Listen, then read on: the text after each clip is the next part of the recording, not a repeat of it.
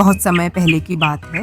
एक हरे भरे जंगल में बड़े बड़े पेड़, रंग बिरंगे फूल और अनेक जानवर रहते थे। उन सभी में सबसे विशाल था एक हाथी, जिसका नाम था भीम। भीम का कद बहुत बड़ा था और वह अपनी ताकत पर बहुत घमंड करता था।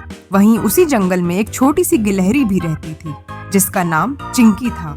चिंकी बहुत मेहनती और चतुर थी।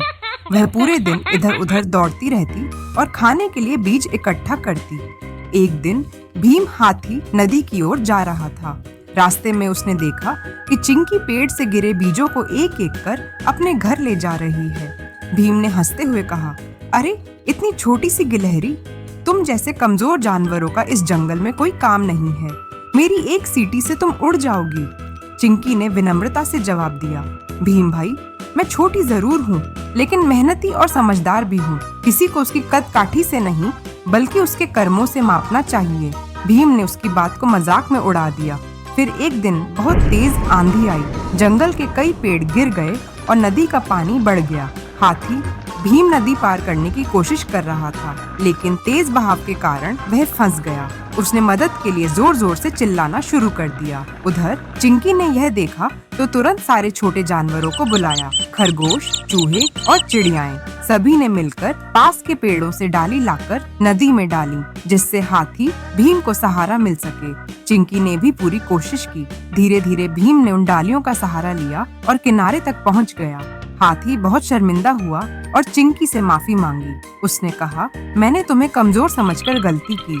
आज तुमने साबित कर दिया कि सच्ची ताकत मन और दिल की होती है। उस दिन से भीम और चिंकी अच्छे दोस्त बन गए। भीम ने सीखा कि किसी को छोटा समझना सबसे बड़ी भूल है, क्योंकि हर कोई अपनी जगह पर खास और जरूरी होता है। दोस्तों, इस कहानी से यह शिक्षा मिलती है कि हमें कभी भी किसी को छोटा या कमजोर नहीं समझना चाहिए। हर किसी में कोई न कोई खासियत होती है और मिलकर काम करने से बड़ा काम भी आसान हो जाता है। बहुत समय पहले की बात है। एक छोटे से गांव के किनारे एक घना जंगल था। गांव वाले उस जंगल के पास जाने से भी डरते थे, क्योंकि वहां एक रहस्यमयी पेड़ खड़ा था, ऊंचा, काला और सूखी टहनियों से भरा हुआ। इस पेड़ के बारे में अनेक डरावनी कहानियां प्रचलित थीं। कहते थे कि जो भी व्यक्ति उस पेड़ के पास गया, वह फिर कभी वापस नहीं लौटा। बच्चे तो इस पेड़ का नाम सुनते ही कांप जाते थे और बड़े बुजुर्ग भी वहां जाने से बचते थे। लेकिन इस पेड़ के साथ एक और अजीब बात जुड़ी हुई थी। उसके आसपास हमेशा एक मोर दिखाई देता था। वह साधारण मोर नहीं था। उसकी आंखें चमकीली लाल थीं और उसके पंख गहरे नीले और चांदी जैसे अजीब से रंग के थे।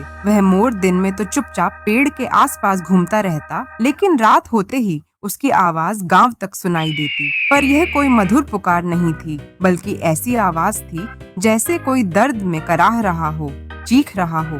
गांव वालों का मानना था कि यह मोर दरअसल एक आत्मा है, जिसे उस रहस्यमयी पेड़ ने अपने वश में कर लिया है। कुछ लोग कहते थे कि वह किसी पुराने समय के राजा की आत्मा है, तो कुछ का मानना था कि यह पेड़ शापित है और मोर उसकी पहरेदारी कर रहा है।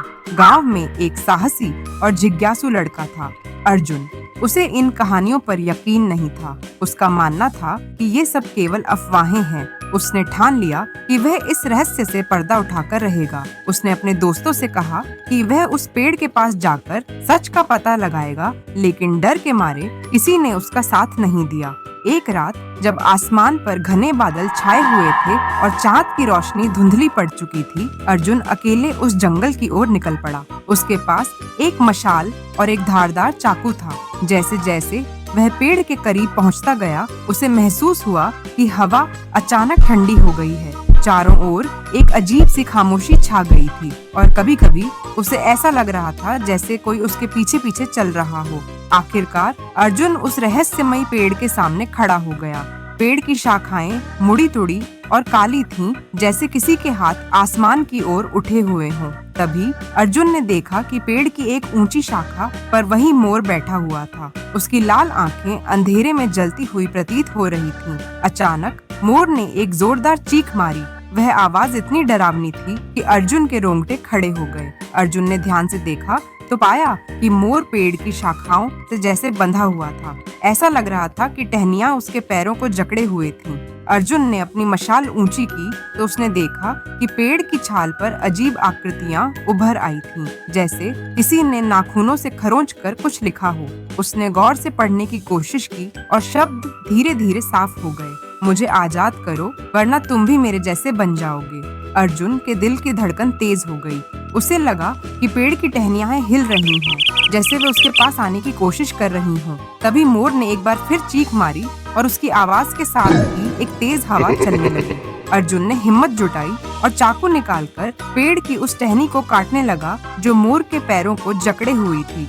जैसे ही टहनी कटी, मोर ने जोर की एक आखिरी चीख मारी और धूल के गुब्बार में बदल गया। अर्जुन पीछे हट गया और उसने देखा कि पेड़ की बाकी शाखाएं भी धीरे धीरे मुरझाने लगीं। अगली सुबह गांव वाले अर्जुन के पीछे पीछे उस पेड़ के पास पहुंचे। उन्होंने देखा कि रहस्यमयी पेड़ अब पूरी तरह सूख चुका था। उसकी सारी टहनियां जमीन पर बिखरी हुई थीं, पर मोर का कोई निशान नहीं था। अर्जुन ने गांव वालों को पूरी घटना बताई, लेकिन कुछ ने इसे उसकी कल्पना कहा और कुछ ने डर के मारे कुछ भी कहने से इनकार कर दिया। हालांकि अर्जुन ने सबको वह कटी हुई टहनी दिखाई जिस पर अब भी मोर के नीले पंखों जैसी छाप थी। यह देखकर सभी हैरान रह गए। उस दिन के बाद से जंगल शांत हो गया। मोर की चीखें अब सुनाई नहीं देती थीं, लेकिन जब भी तेज हवा चलती, कुछ लोगों को ऐसा महसूस होता था कि उन्होंने दूर से किसी मोर की कराह सुन ली है। कई साल बीत गए। अर्जुन बड़ा हो गया और उसने गांव छोड़कर शहर में बसने का फैसला किया, लेकिन जंगल का रहस्य कभी उसके मन से नहीं गया। एक दिन जब वह अपने पुराने गांव लौटा तो उसने देखा कि जंगल फिर से हरा भरा हो गया था। लेकिन सबसे चौंकाने वाली बात यह थी कि उसी सूखे पेड़ की जगह अब एक नया पेड़ उग आया था और उसकी सबसे ऊंची शाखा पर एक मोर बैठा था। उसकी आंखें लाल नहीं थीं, पर उसके पंखों पर हल्की नीली चमक थी। गांव वाले अब भी डरते थे, लेकिन अर्जुन ने देखा कि मोर ने उसे एक बार देखा और धीरे धीरे उड़ गया। क्या यह वही मोर था या फिर वह आत्मा किसी नए शरीर में लौट आई थी? इस नए रहस्य ने अर्जुन के मन में फिर से सवाल जगा दिए। आखिर यह सिलसिला कब खत्म होगा?